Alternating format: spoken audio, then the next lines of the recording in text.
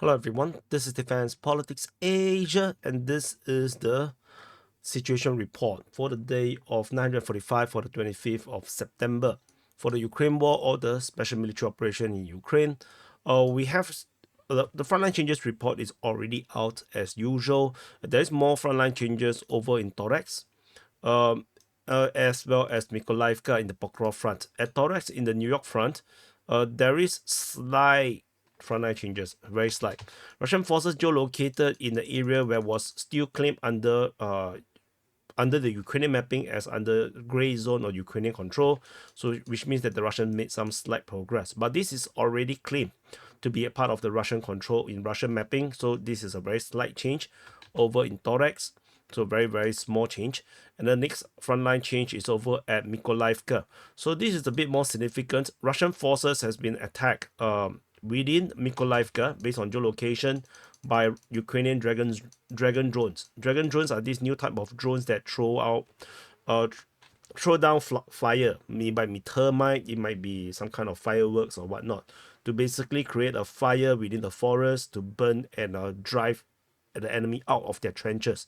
So which means that there is some slight change in combination with the previous update in the frontline changes report. The Russian forces seems to have a huge progress around in the Mykolaiv region of the Pokrov front.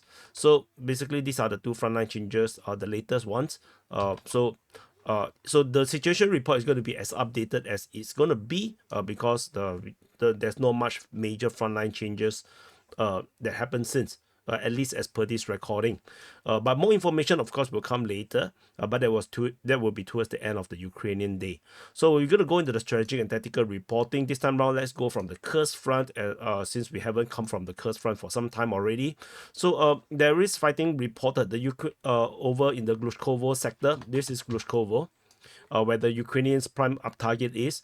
The Ukrainians are still trying over in this region. They are attacking towards Veseloye as well as Novi Put. The Russian forces are countering back over at Medvedze, Bukovka as well as Novi Put. As usual, this is still an ongoing thing. The front line have not really changed much at all, which suggests there's some kind of a stalemate at this region here where the Ukrainians are not giving up, yet they cannot break through. And at this moment, the Russians are unlikely to cover back this land that they have lost because there is no good defensive positions over there. So it is possibly why the front line did not change. Perhaps even if the Russians have a better combat capability compared to the Ukrainians at this place, they won't be going to the border because going to the border doesn't give them defensive positions. So that's all from this area. So in the rear position for the Ukrainians, there is still shelling being reported as usual. The Russians are shelling Obody as well as Belivka. So this is an ongoing thing. So let's continue to monitor the situation over in the Glushkovo sector. We're going on to the western flank of the Kursk front. The Russian forces are still conducting their counteroffensive with fighting reported at Lyubimovka, Darino, Nikolaevo Darino, and there is Ukrainian counterattack at Lyubimovka. At Viktorovka, the Russian Defense Ministry did mention airstrike, artillery strike, and action of troops inflicting losses at Viktorovka. However, Viktorovka in our mapping is under Russian control. So there might be some mapping mistake, maybe, that the Ukrainians may actually have a much more advanced position around Uspenovka, and they may still be at Viktorovka. So it's something to take note. But it's a weird thing because the Russian Defense Ministry themselves has already announced that they have captured Viktorovka. So it could be near to Viktorovka. So this Viktorovka, by the way, Russian Defense Ministry already claimed that they have captured this. So there might be a possibility that Ukrainians are indeed nearby and they are shelling them in the area of Viktorovka. That could also be possible. So this is just some updates regarding this area. As usual, shelling is reported in the rear position at Zuravka, Bilovody, and Volodymyrivka. So there might be some kind of a Ukrainian presence around here that is supporting this attack towards Viktorovka. There is a possibility this is a flanking movement against the Russian attack towards Darino and Nikolaevo Darino. So we shall see how this develop. Because we can't really tell. We are basing this based on very little bit of signals that we can get. In the northern flank, it got really quiet. Shelling is reported at Kulyankoe, Malaya Loknia, as well as Kositsa. And there's also further south near the eastern front is Pravda and Ivashkovsky. Most likely it will be repeated again. Some Russian airstrike was also geolocated south of Agovka, as well as in the east of Novoya Sorkina. So that's all from the northern flank. It went really quiet around here. Moving into the southeastern front. So in the southeast or east or southern front, Russian forces continue their main counteroffensive around Blakovo, along with the ones happening in the western flank. There is shelling reported at Martinovka, Mikhailovka, Katacha Loknia, Kocharovka, and Rubanskina. So yeah, that's all from this area here. So it's getting very static, very static. There is also further shelling in the rear positions at Sumy, Ispanivka, yeah, then Kotin, Rishki, and a bunch of other settlements that I know that you don't really care. There is still shelling reported in the south of the Kharkiv sector. In this area here, Shelikina, though I don't know what the hell is this, Sosnivka. So this is the Sosnivka. Just previously, I said that this Sosnivka is a bit far. So I finally found a Sosnivka nearby. So this is the corrected one. And then some other place like Rivkyakine, Bruski, and Novaya Slobada. So this continues to be something that we'll take note, and we'll continue to monitor the situation. Moving away from the Kursk front, we go into the Kharkiv front. And so at the Kharkiv front, the Ukrainians are on their offensive against the Russian forces. So this is part of this new chain of offensive. Ukrainians are attacking in the Klipoke region, Statisya, and Voschansk, while the Russians are also attacking at Klipoke, Lipsy, Voschansk, Taike, and Chekansky Kotori, which is very weird. So both sides are actually attacking each other at this moment at the same time. And so the Ukrainians are definitely trying to find some kind of victory somewhere in this Ukraine war. The Kursk front is looking terrible right now, so I think they are trying to find another weak spot that the Russians may have neglected.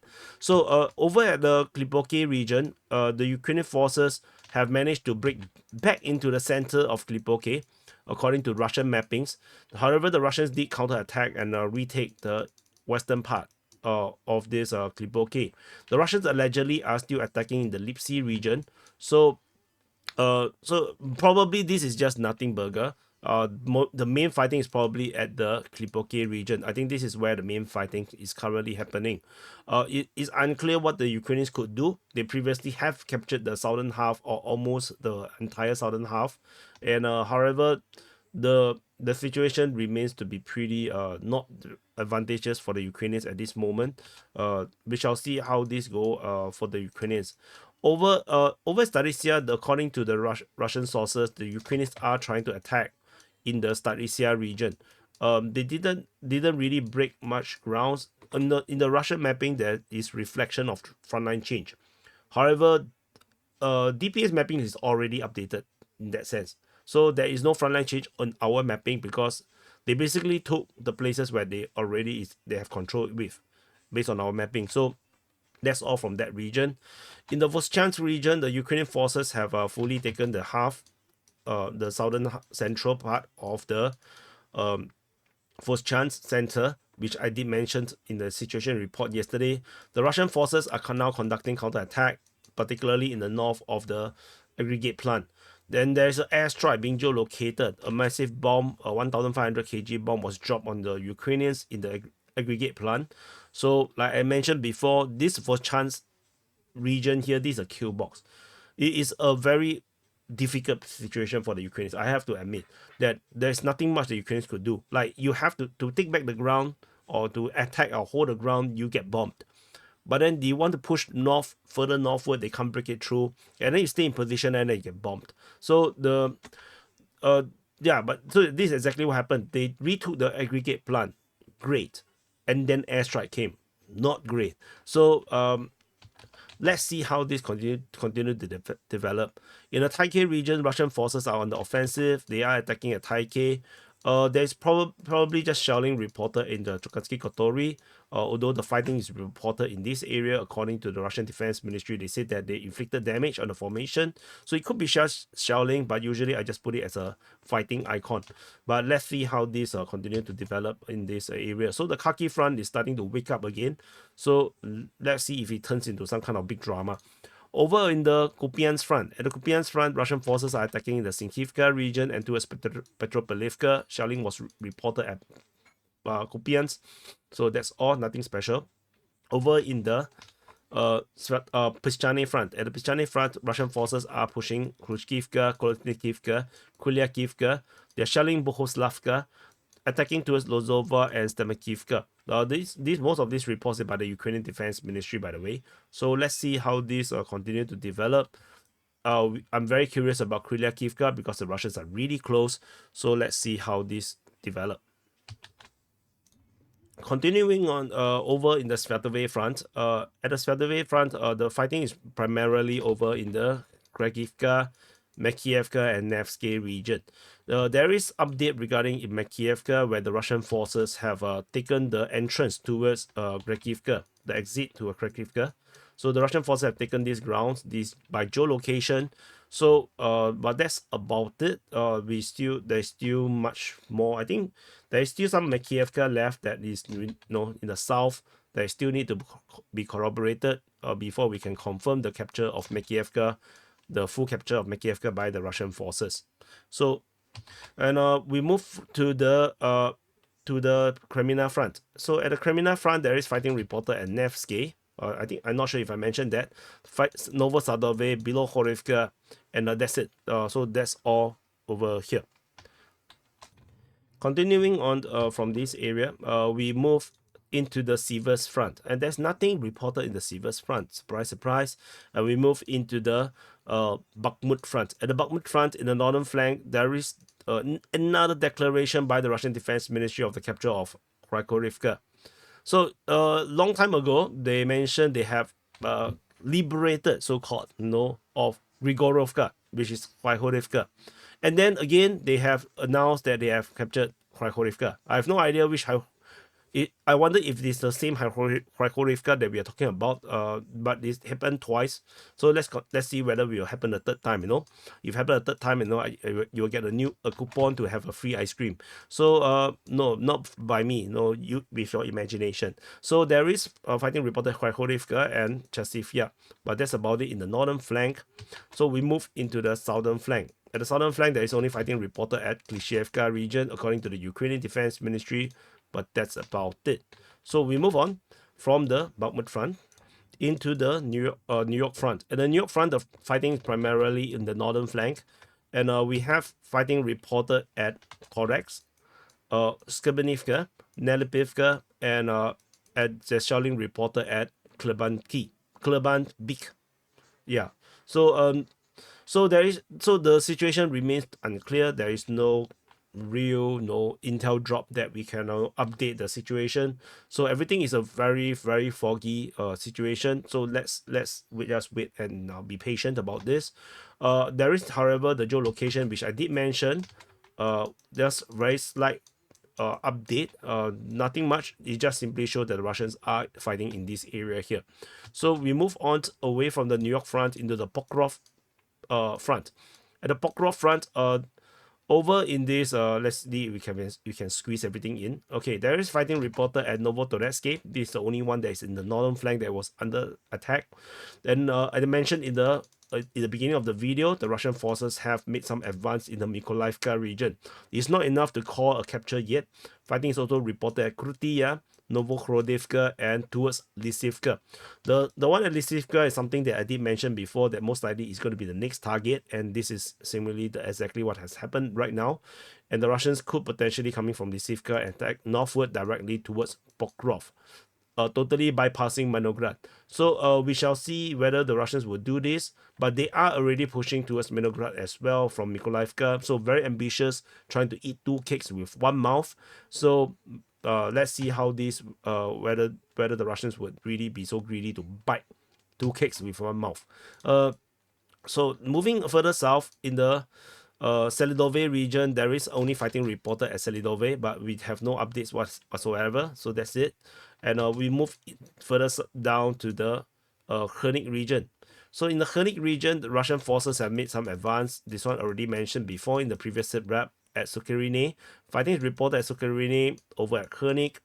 And we have a new update that is fighting reported at Zoriane. This is according to the Russian Defense Ministry, and this is what I hypothesize that the Russians maybe have a much more advanced position over in this Nevelsky salient that allows the Russians to now directly attack Zoriane. And this will be quite problematic because if you look from the strategic situation, previously the Russians have already captured Khostre and attacked towards Kharkivka. Now they're attacking Kharkiv, and now they're pushing Zoriane. That means that the three settlements all in the same place as all under attack at the same time. Is of course you can kind of imagine how problematic this is going to be. And the Khostre is now announced by the Russian Defense Ministry to be captured by the Russian forces, as they say, Ostoroye. So the Russian Defense Ministry announced that they have liberated the town of Ostoroye in the Donetsk People Republic. And that's all for this area. And the Kharkiv sector, so as mentioned in the announcement of the capture of Khostre, this is not acknowledged by DPA, by the way. We still in the, it's still not yet confirmed by DPA's mapping. This is just an announcement by the Russian Defense Ministry.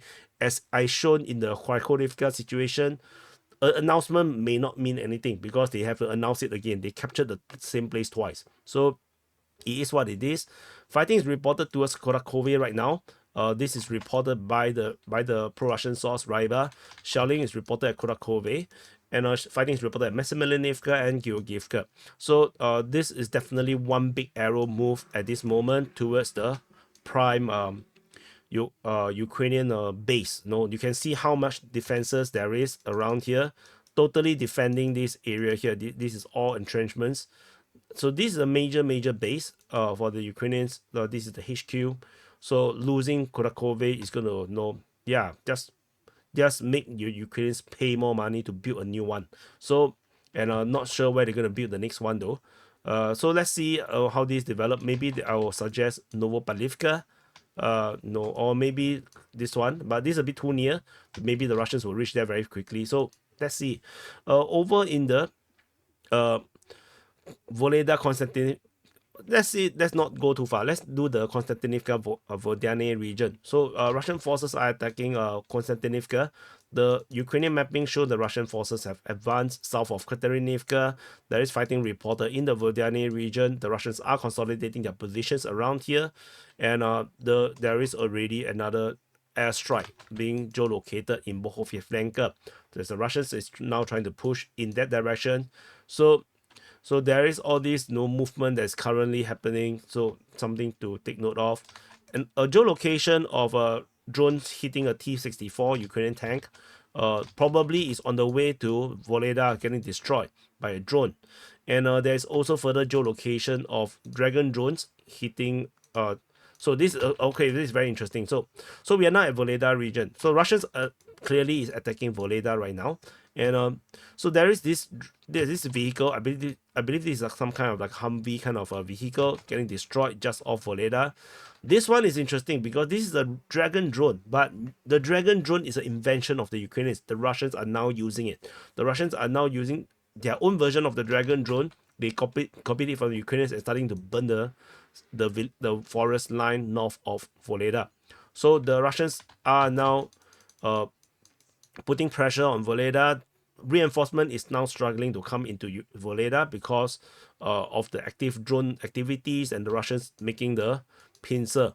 They are now progressing on the pincer. There is alleged fire control over the roads moving towards Voleda, but it's only rumors, alleged.